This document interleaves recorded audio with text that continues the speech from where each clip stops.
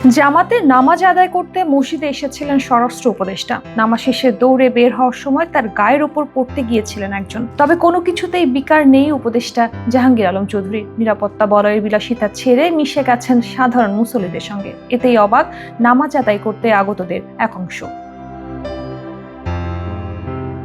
উপদেষ্টার নামাজরত অবস্থার ছবি ফেসবুকে পোস্ট করে বিস্ময় জানিয়েছে তুহিন মাজহার নামের এক ব্যক্তি। তিনি লিখেছেন, দেখুন তো চেনা যায়, ওনাকে দেখে আমি আকাশ থেকে পড়লাম, এত সাদামাটা।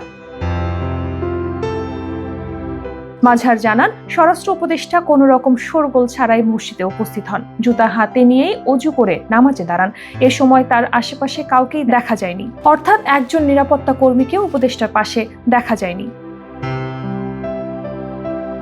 স্বরাষ্ট্র মন্ত্রণালয়ের মতো এত গুরুত্বপূর্ণ একটা জায়গার উপদেষ্টা, কোনো হই হুল্লোড় নাই, মানে উনি যে এখানে এসেছেন আলাদা কোনো উত্তেজনা নেই। এভাবেই উপদেষ্টাকে নিয়ে মুগ্ধতার কথা জানান মাজহার। তার মতে উপদেষ্টা জাহাঙ্গীর আলম একজন সাধারণ মুসল্লির মতোই, শুধু সাধারণ না, গরিব একজন মুসল্লির মতো। তিনি দেখতেও জীর্ণশীর্ণ। মাজহার বলেন, এমন শাসক আর শাসনই আমাদের স্বপ্ন ছিল। জুলাই শহীদদের কারণে এই সৎ মানুষগুলো দেখা পেলাম। এ সময় উপদেষ্টার কল্যাণ কামনা করেন তিনি।